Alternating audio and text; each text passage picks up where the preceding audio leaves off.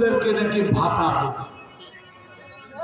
সম্মানিত ভাই সব, যদি যুবকদের ভাতা দিতে ধরে বাংলাদেশকে পঙ্গু করে ছাড়বে।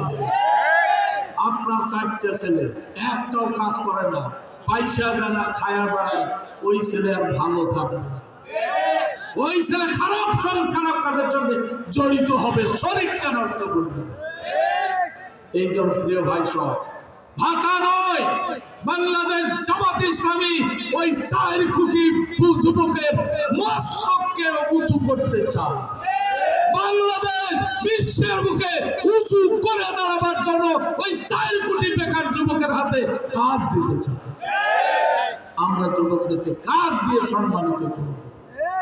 এই মুহূর্তে দেশের যেখানে যেখানে চাকরির ভ্যাকেন্সি আছে তাদেরকে আমরা চাকরি দেব, একটা পয়সা ঘুষ দিতে হবে না, একটা পয়সা খরচ করতে হবে না, চাকরিতে জয়েন করব।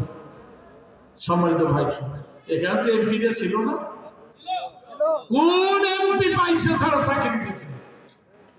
বরং টাকাও নিচ্ছে, চাকরিও দেন, টাকাও বলবে কি? কোন এমপি স্কুল কলেজের মাদ্রাসায় এমপি হুট করার নাম করে লক্ষ লক্ষ টাকা নেয় না, বরং টাকাও নিয়েছে এমপি হুট করে? কোন এমপি স্কুল কলেজ মাদ্রাসায় বিল্ডিং করতে গিয়ে টাকা নেয় না, টাকাও নিয়েছে, বিল্ডিং করতে পারে? আর কি করবো? সম্মানিত ভাই সব, ওই সব লোককে আবার দেবেন? ওদেরকে দিলে কি আপনারা চাকরি পাবেন? এই জন্য বলো